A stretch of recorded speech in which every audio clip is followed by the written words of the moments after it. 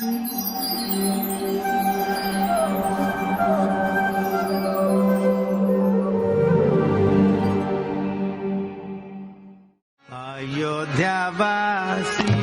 राम राम राम दशरथ नंदन राम। हरे कृष्ण। भगवान राम को मर्यादा पुरुषोत्तम भी कहा जाता है। मर्यादा पुरुषोत्तम श्री राम, क्योंकि वे विषम परिस्थितियों में भी सदैव नीति सम्मत रहे। उन्होंने वेदों और मर्यादा का पालन करते हुए एक सुखी एवं समृद्ध राज्य की स्थापना की। स्वयं की भावना व सुखों से समझौता कर न्याय और सत्य का साथ दिया। फिर चाहे राज्य त्यागने, बाली का वध करने, रावण का संहार करने या सीता को वन भेजने की बात ही क्यों न हो। हमारे वक्ता श्रीमान विश्वरूप प्रभु जी मर्यादा पुरुषोत्तम श्री राम के दिव्य चरित्र से हमें अवगत करवाएंगे। श्रीमान विश्वरूप प्रभु जी ब्रह्म मध्व गौड़ीय संप्रदाय में परम पूज्य राधानाथ स्वामी महाराज के ब्राह्मण दीक्षा प्राप्त शिष्य हैं। उन्होंने मुंबई विश्वविद्यालय के ग्रांट मेडिकल कॉलेज एवं जे हॉस्पिटल से सन 1985 में MBBS की डिग्री प्राप्त की। सन 2007 में उन्होंने सैन डिएगो, कैलिफोर्निया से palliative care and hospice administration की फेलोशिप की डिग्री प्राप्त की। वे श्री चैतन्य सेवा ट्रस्ट के ट्रस्टी हैं, जो कि 12 अस्पतालों का संचालन कर रहा है। वर्तमान में वे भक्ति वेदांत अस्पताल एवं संशोधन संस्थान समूह के डिप्टी डायरेक्टर हैं तथा वे स्पिरिचुअल केयर प्रशिक्षण एवं शिक्षा विभाग के प्रमुख भी हैं। वे स्टार प्लस, कलर्स, ETC तथा अन्य आध्यात्मिक चैनलों पर दिखाए जाने वाले आत्मा नामक श्रृंखला में भगवद गीता पर नियमित वक्ता हैं। तो आइए श्रवण करते हैं मर्यादा पुरुषोत्तम श्री राम के विषय में श्रीमान विश्वरूप प्रभु जी के मुखारविंद से। धन्यवाद। हरे कृष्ण। हरे कृष्णा। प्रभु रामचंद्र के चरित्र को आगे बढ़ाते हुए श्री रामनवमी के ऋतु के उपलक्ष्य में हमने प्रभु राम, भरत, लक्ष्मण और शत्रुघ्न इनके नामकरण के विधि के बारे में सुना। इनका प्राकट्य बहुत ही अर्थपूर्ण है। हर तरह से, हर रूप से प्रभु का प्राकट्य जो है वो मनुष्य जीवन के लिए बहुत अर्थ से भरा हुआ है। इस अवतार में प्रभु ने 4 रूप में अवतार लिया और चारों विष्णु तत्व हैं, इसका हमने पहले भी विवरण किया है। अगर सामाजिक स्तर में हम देखें तो हम हमेशा धर्म, अर्थ, काम और मोक्ष की बात करते हैं, जिन्हें हम 4 पुरुषार्थ के रूप में जानते हैं। और भारत की हर व्यक्ति, जो भारत की जनता है, वो इस 4 पुरुषार्थ के बारे में जानती है। कम से कम हर व्यक्ति ने इनके बारे में सुना तो है ही। मनुष्य जीवन इन 4 पुरुषार्थों के लिए कहा गया है। पहला और आखिरी पुरुषार्थ जो है वो आत्मकल्याण के लिए है, और बीच वाले 2 जो अर्थ पुरुषार्थ हैं वो विश्व में जीवन को बिताने के लिए है। लेकिन चारों का एक दूसरे के साथ कैसा संपर्क है, ये हम इन भगवान के 4 विष्णु तत्व के रूप में जो अवतार हुए हैं, राम, लक्ष्मण, भरत, शत्रुघ्न, इनमें बहुत समर्पक दृष्टि से हम देख सकते हैं। धर्म जो है वो हमें सदाचार, कर्तव्य, नीति, आदर्श, मूल्य ये समझाता है कि किस लिए हमने मनुष्य जन्म लिया है। अथातो ब्रह्म जिज्ञासा, धर्मम तो साक्षात भगवत प्रणीतम। भगवान हमें मनुष्य जीवन को कैसे चलाना चाहते हैं, कि हम उसे कैसे चलाएं, इसके बारे में सारा शास्त्र धर्म में दिया है। फिर धर्म को पालन करने के लिए संपत्ति चाहिए, ऐश्वर्य चाहिए और साधन चाहिए। भगवान की पूजा भी अर्थ के बिना नहीं हो सकती है। तो जीवन चलाने के लिए और भगवान को प्राप्त करने के लिए, दोनों चीज़ों के लिए साधन की आवश्यकता है। तीसरा है ऐहिक और सांसारिक इच्छा और आकांक्षा। हम सब लोग इस विश्व में अनंत आकांक्षा लेकर आते हैं। कुछ अपूर्ण आकांक्षाएं होती हैं कुछ हमारा संस्कार होता है और इस तरह से हमारा जीवन चलता है, और इस जीवन में हम हमारी अपूर्ण इच्छाओं को प्रयत्नपूर्वक पूर्ण करना चाहते हैं। और आखिर में जब हम बहुत सारे प्रयास करते हैं तो हमें बहुत सारी अनुभूतियां होती हैं, तो मन विरक्ति की ओर मुड़ता है और विरक्ति का आखिरी रूपांतर जो है मोक्ष में होता है। ये अगर हम धर्म के अनुसार चलें तो जीवन का मार्ग इस प्रकार से होता है। तो धर्म का प्रतीक प्रभु रामचंद्र है, क्योंकि प्रभु रामचंद्र मर्यादा पुरुषोत्तम हैं। उन्होंने धर्म के अनुसार कैसे जीवन बिताना चाहिए इसका एक दिव्य आदर्श, दिव्य मर्यादा उन्होंने स्थापन की है। एक आदर्श पुत्र, एक आदर्श पति, एक आदर्श पिता, एक आदर्श राजा, आदर्श भाई, आदर्श प्रजाजन, आदर्श मनुष्य, हर प्रकार के जितने भी हमारे जीवन में हम रोल अदा करते हैं, वो सभी किरदारों में आदर्शता कैसे लानी चाहिए, इसे धर्म के अनुसार, शास्त्रों के अनुसार प्रभु रामचंद्र ने अपने उदाहरण में स्थापन किया। लक्ष्मण जी जो है वो अर्थ के प्रतीक हैं, जैसे हमने पहले भी बताया था। तो अर्थ शक्ति सदैव धर्म के लिए होनी चाहिए। धर्म का आचरण करने के लिए अर्थ का प्रयोग होना चाहिए। धर्म के साथ साथ वो चलनी चाहिए। अगर वो अर्थ संपत्ति, साम्राज्य, ऐश्वर्य अगर हम धर्म के लिए चलाते हैं, उसका उपयोग धर्म के लिए करते हैं, तो हमारा कल्याण होता है।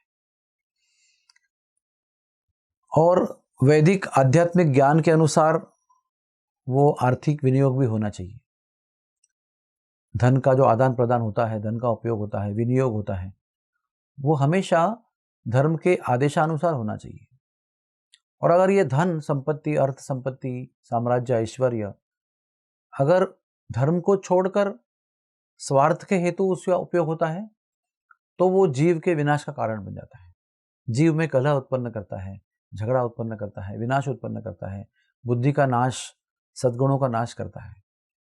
अर्थ जो है जब तक भगवान की सेवा में है, तब तक उसका उपयोग आत्मा के विकास के लिए, कल्याण के लिए हो सकता है। तो लक्ष्मण जी हमेशा राम जी के साथ रहे। उसी प्रकार से अर्थ का विनियोग हमेशा धर्म के अनुसार होना चाहिए। आगे की बात है ऐहिक लौकिक इच्छाएं, आकांक्षाएं। वो शत्रुघ्न का प्रतीक है। शत्रुघ्न जो है वो काम का प्रतीक है। शत्रुघ्न के रूप में आकांक्षाएं व्यक्त होती हैं, और वो हमेशा भरत जी के साथ रहे हैं, और भरत जी मोक्ष का प्रतीक हैं।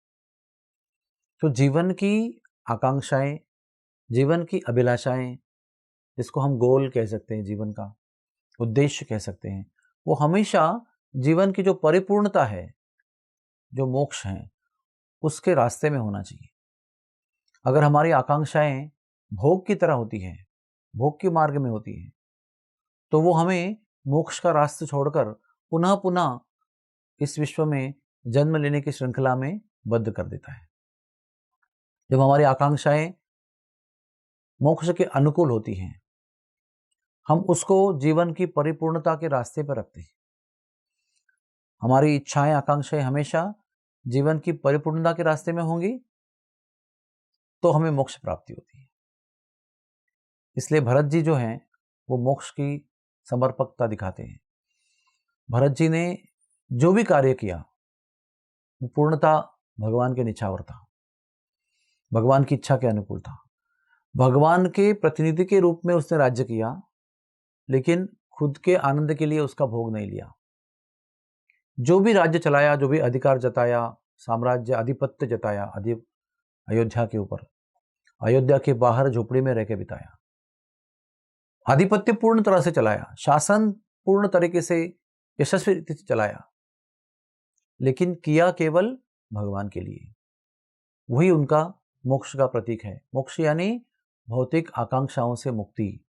जब भौतिक आकांक्षाएं समाप्त होती है तो स्वतः ही जीव मोक्ष को प्राप्त करता है। और मोक्ष के बाद में जीवन समाप्त नहीं होता है। मोक्ष के बाद में युक्ताहार विहारस्य युक्त कर्मसु चेतसः, हर वस्तु को केवल भगवान की सेवा में लगाना, ये भी एक मोक्ष का दूसरा स्वरूप है। जब तक हम अपनी इच्छा में वस्तुओं को लगाते हैं, इच्छाओं को लगाते हैं, आकांक्षाओं को हमारे स्वार्थ के लिए लगाते हैं, तो वो मार्ग पुनरपि जननम पुनरपि मरणम पुनरपि जननी जठराशयनम, इस दिशा में वो मार्ग जाता है। और जैसे ही स्वार्थ का रूपांतर परमार्थ में होता है, भगवान के लिए होता है, तो वही आकांक्षाएं हमें मोक्ष की ओर ले जाती हैं। वही आकांक्षाएं भगवान से जुड़ जाती हैं। हमारी और भगवान की आकांक्षाएं अलग अलग नहीं होती है, और भगवान से एक रूप होकर वो इच्छाएं हमें मोक्ष की ओर ले जाती हैं। इच्छाओं का होना कुछ बुरी बात नहीं है। इच्छाओं को भगवान के लिए करना, ये मोक्ष तक ले जाता है। जीवन की परिपूर्णता, आनंद, समाधान, संतुष्टि सब इस प्रकार की आकांक्षाओं में है जो भगवान के लिए अनुकूल है। इस प्रकार से धर्म का स्वरूप राम है, लक्ष्मण जी अर्थ संपत्ति का स्वरूप है, शत्रुघ्न जी काम का स्वरूप है, और भरत जी मोक्ष को समर्पकता दिखाते हैं। अगर हम मूलभूत स्तर पर विचार करेंगे तो प्रभु राम स्वयं विष्णु भगवान है। अखिल ब्रह्मांड नायक गोलोकेश्वर श्री कृष्ण का ही स्वरूप है। राम और कृष्ण में कोई अंतर नहीं है। तो साक्षात वैकुंठनाथ गोलोकेश्वर भगवान जो है वो राम के स्वरूप में अवतरित होते हैं। फिर भरत जी जो है वो सुदर्शन चक्र का प्रतीक है जो भगवान धारण करते हैं, और चक्र जो है वो प्रकाश करता है। प्रकाश से जो स्वार्थी इच्छाएं हैं, जो माया के प्रभाव में अंधकार में निकलती हैं, उसका नाश होता है, और प्रकाश में ज्ञान का साक्षात्कार होता है, सत्य का परिचय होता है, और उसमें जीव का कल्याण होता है।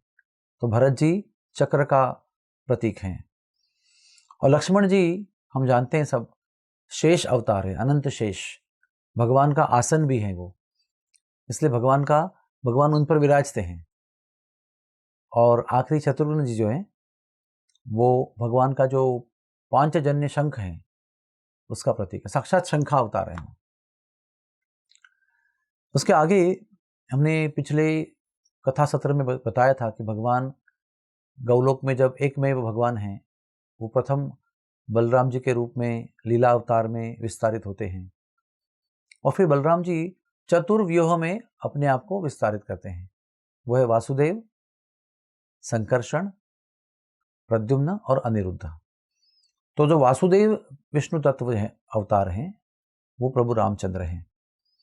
संकर्षण विष्णु तत्व जो हैं उसका प्राकट्य लक्ष्मण जी हैं, और प्रद्युम्न विष्णु तत्व जो है उसका प्राकट्य भरत जी हैं, और अनिरुद्ध जो मन के सामर्थ्य दाता हैं वो विष्णु तत्व शत्रुघ्न के रूप में आए हैं। इस प्रकार से रामायणकार जितने भी आचार्य हैं, रामायण पर टीका करने वाले जितने भी संत हैं, उन्होंने भगवान के दिव्य प्राकट्य का बहुत सैद्धांतिक रूप से हमें विवरण दिया है, ताकि हम केवल भावुक न बने, हम सत्य तत्व को भी जान लें कि भगवान कौन है और कौन कौन से प्रकार के शक्ति से किस किस का प्रतीक बनकर भगवान हमारे जीवन में आते हैं, और किस किस तत्वों के मूलभूत स्थायी स्तर पर प्रकट होकर हमारे जीवन का कल्याण करते हैं। अभी हम भगवान राम के प्राकट्य के 4 कारणों की चर्चा करेंगे। भगवान राम का जो प्राकट्य है वो 4 कारणों से हुआ है। गीता में हम श्लोक सुनते हैं, परित्राणाय साधूनाम विनाशाय च दुष्कृताम। ये जो विनाशाय च दुष्कृताम है, इसके बारे में प्रथम घटना होती है। कोई राक्षस आकर बड़ा आतंक करता है, बहुत सारे राक्षस उसके साथ में होते हैं, और फिर पृथ्वी माता बहुत दुखी हो जाती है, कष्टी हो जाती है। फिर उसके बाद में हम देखते हैं कि वो गौ माता बनकर ब्रह्मा जी के पास जाती हैं, और सब देवतागण भी साथ में आकर ब्रह्मा जी से अपने कष्ट का कथन करते हैं। फिर ब्रह्मा जी सब देवताओं की और पृथ्वी की दुख भरी स्थिति को देखकर विष्णु के पास जाते हैं और विनती करते हैं। तो देवताओं को और पृथ्वी माता को, ब्रह्मदेव, इन सब की जो शिकायत थी पृथ्वी के अराजक के विषय में, राक्षसों के आतंक के विषय में, इसको सुनकर भगवान अवतार लेते हैं उन सारे असुरों का नाश करने के लिए, जो अधर्म का प्रतीक है, असत्य का प्रतीक है। तो पहला कारण है राक्षसों का नाश करने के लिए, विनाशाय च दुष्कृताम। फिर दूसरा कारण जो है परित्राणाय साधूनाम। साधु लोग त्रस्त हैं, केवल देवता लोग त्रस्त नहीं हैं, संत लोग हैं, भक्त लोग हैं, वो भी राक्षसों के आतंक से परेशान रहते हैं। वो भजन नहीं करने देते हैं, वो नियम पालन नहीं करने देते हैं, यज्ञ अनुष्ठान नहीं करने देते हैं, व्रत वैकल्य पालन नहीं करने देते हैं। यानी कि भक्त का जो सांस है, भक्त का श्वास, जीवन जो है, उसी को अवरोध उत्पन्न करते हैं।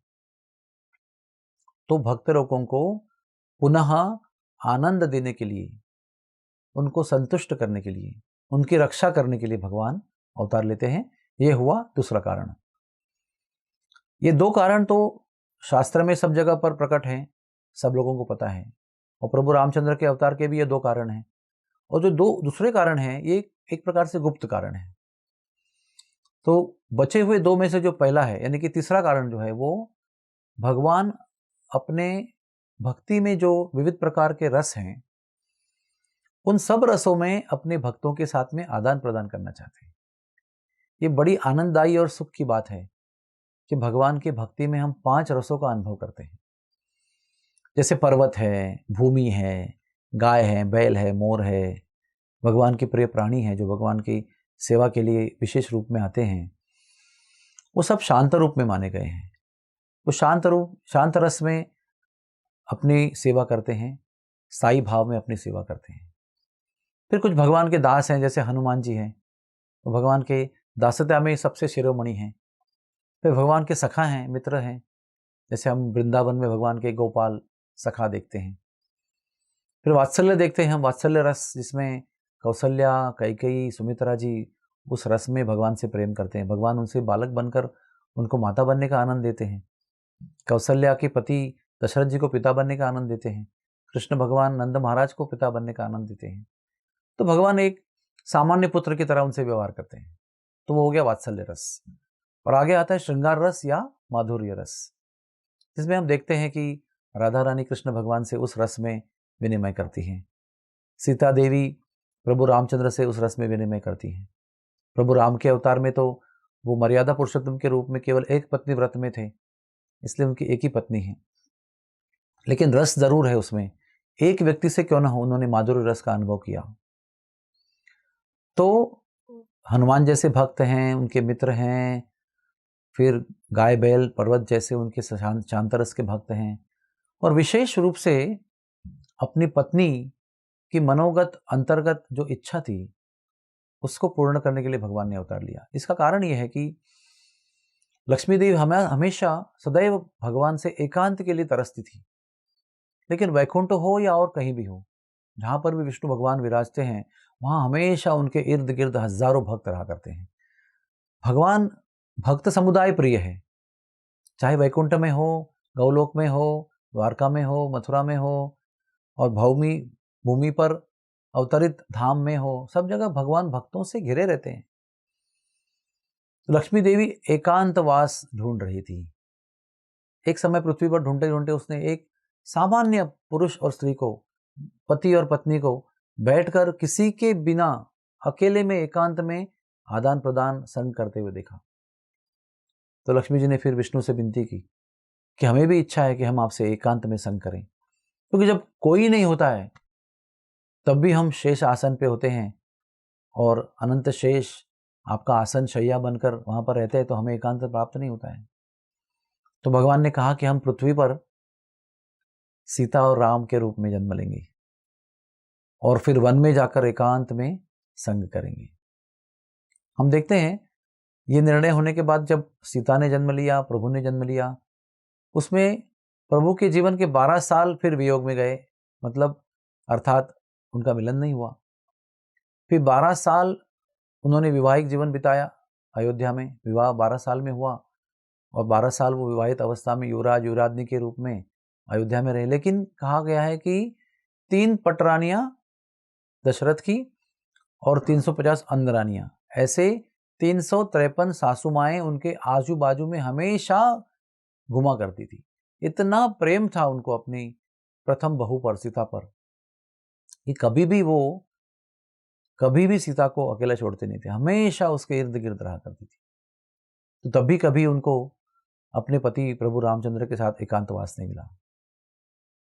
फिर वनवास जब गए, तब हनुमान जी ने भी आके वर्णन किया है कि प्रभु आपके चित्रकूट के 13 साल थे, उसी में मैंने आपको सबसे आनंदमय स्थिति में देखा है। शांत, आनंद, किसी संघर्ष रहित सीता मैया के साथ में अकेले में एकांतवाद, संवाद, आदान प्रदान करते हुए मैंने देखा है। ये हनुमान जी भी उसके प्रमाण है। तो ऐसे इस प्रकार का जो आदान प्रदान है भक्तों के साथ में, वो लेने के लिए भगवान ने अवतार लिया। और चौथा कारण जो है वो अति गुप्त और अति विचित्र कारण है। जब सृष्टि का निर्माण हुआ तो हम सब जानते हैं वैकुंठाधिपति विष्णु, जो महाविष्णु के द्वारा एक ब्रह्मांड में प्रकट होते हैं गर्भ उदक शाही विष्णु के रूप में, उनके नाभि से ब्रह्मा जी का जन्म होता है कमल के बीच में। कमल मतलब ब्रह्मालोक, जो कमलाकार है, उसमें ब्रह्मा जी का निर्माण होता है, जन्म होता है। और सृष्टि का निर्माण करते ही भगवान विष्णु स्वयं अपने हाथ से ब्रह्मा जी को स्वयं के हाथ से बनाई हुई स्वरचित स्वस्थापित रंगनाथ जी की मूर्ति ब्रह्मा जी को देती है। जो रंगनाथ जी आज दक्षिण भारत में विराजमान है, वही रंगनाथ जी की मूर्ति स्वयं भगवान विष्णु ने, मतलब अपनी स्वयं की मूर्ति स्वयं से हाथ की बनाई हुई ब्रह्मा जी को दी। तो ब्रह्मा जी ने उसका पूजन किया कई हजारों साल तक। फिर ब्रह्मा जी ने उस रंगनाथ जी की मूर्ति को राजा इक्ष्वाकु को दिया, जो सूर्यवंशी हैं। राजा इक्ष्वाकु ने अपने कई पीढ़ियों तक, उन्होंने अपनी पीढ़ी यानी स्वयं के हाथ से, और सूर्यवंश के उनके बाद वाले सारे वंशज राजा जो थे, सबने रंगनाथ जी का पूजन किया है अयोध्या में। अयोध्या जी में भगवान के प्रमुख विग्रह के रूप में श्री रंगनाथ जी थे। और उस तरह से एक के हाथ से दूसरे हाथ तक वंशज के रूप में आते आते दशरथ जी के हाथ में वो मूर्तियां आती हैं। तो दशरथ जी राजा बनते हैं तो उनके सेवा उनको प्राप्त होती है, रंगनाथ जी की सेवा।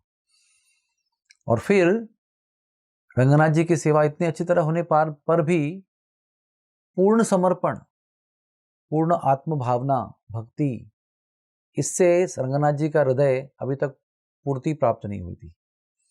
कहते समर्पण आराधना का आदर्श उन्हें चाहिए था। इतने सारे श्रेष्ठतम भक्त होने वाले राजाओं से पूजित होने पर भी भगवान की जो इच्छा थी सेवा करके लेने की, वो अभी तक पूर्ण नहीं हुई थी। तो भगवान ने फिर स्वयं अवतार लिया उनके ही विग्रह की पूजा करने के लिए। और इस रूप में प्रभु रामचंद्र ने, जो स्वयं विष्णु के अवतार हैं, उन्होंने समर्पण और आदर्श, भक्ति और समर्पण आराधना का दिव्य आदर्श स्थापन किया। कई बार हम देखते हैं जैसे भक्त का हृदय समझने के लिए श्री कृष्ण भगवान ने आखिर श्री गौरांग महाप्रभु से रूप में अवतार लिया। एक तरह से वो भक्त का हृदय का रहस्य जानना चाहते थे और एक तरह से विश्व को उनकी भक्ति कैसे आदर्श रूप में करना चाहिए, इसका भी प्रमाण भगवान देना चाहते थे। तो एक अंतर्गत कारण है भक्त का हृदय जानने के लिए, और एक बाह्य कारण है कि विश्व की जितनी जनता बद्ध है उन सब लोगों को श्रेष्ठ तरीके से भक्ति कैसे करनी चाहिए, उसका आदर्श तो वही दिखा सकते हैं। उसी प्रकार से श्री रंगनाथ जी जो विष्णु स्वरूप हैं, स्वयं विष्णु के स्वरूप हैं, उनकी आराधना और उनका समर्पण के साथ में कैसे आदर्श रूप में उनका सेवा होना चाहिए, इसका प्रमाण तो केवल भगवान ही दे सकते हैं। और ये बड़ा विचित्र और रहस्यमय कारण है जिसके कारण प्रभु ने अवतार लिया। इससे हम समझ सकते हैं कि भगवान केवल भाव के भूखे हैं। भगवान हमारे समृद्धि, ऐश्वर्य, साम्राज्य, धन संपत्ति, अर्थ साम्राज्य से प्रभावित नहीं होते, क्योंकि अर्थ संपत्ति, ऐश्वर्य, साम्राज्य वो सब उनका दिया हुआ है, उसमें हमारा कुछ नहीं है जिस पर हम गर्व कर सकते हैं। हम गर्व करते हैं लेकिन वो गर्व करने योग्य नहीं चीजें हैं। उन चीजों से, उन वस्तुओं पर हम गर्व नहीं कर सकते क्योंकि वो भगवान के द्वारा उधार ली गई है, उनकी संपत्ति है वो, जो हम अपने कर्मों के अनुसार हमें वो भोगने को मिलती है और हम उसको भोगते हैं और अपना समझते हैं, अपने आप को उनका अधिकार समझते हैं उसके ऊपर। लेकिन इन सबके परे जाकर जो इच्छा होती है हृदय की, जो हृदय का भाव होता है, वो हमारा होता है। और जीव के हृदय के भाव को अनुभव करने के लिए भगवान हमेशा व्याकुल रहते हैं, इसलिए उनको भावग्राही जनार्दन कहा गया है। तो भगवान, आप उनको कितने व्यंजन भोग लगा रहे हैं उससे प्रभावित नहीं होते, भगवान आप किस भाव से लगा रहे हैं उससे प्रभावित होते हैं। इसलिए विदुरानी के घर पे गए कृष्ण भगवान तो केले के छिलका खाकर भी प्रसन्न हो गए और दुर्योधन का 56 भोग भी त्याग कर दिया उन्होंने, क्योंकि एक विदुरानी का भाव बहुत श्रेष्ठतम था और दुर्योधन ने 56 भोग बनाए थे, कपटी भाव से बनाए थे, छल षड्यंत्र के भाव से बनाए थे। इस तरह से भगवान केवल हमारे भाव से रीझते हैं और ऐसे भाव से रीझने वाले प्रभु रामचंद्र, इन्होंने चैत्र शुद्ध नवमी को अवतार लिया है हम सबके जीवन में मौका देने के लिए कि हम भी अपना भाव उनको अर्पण करें। हरे कृष्णा।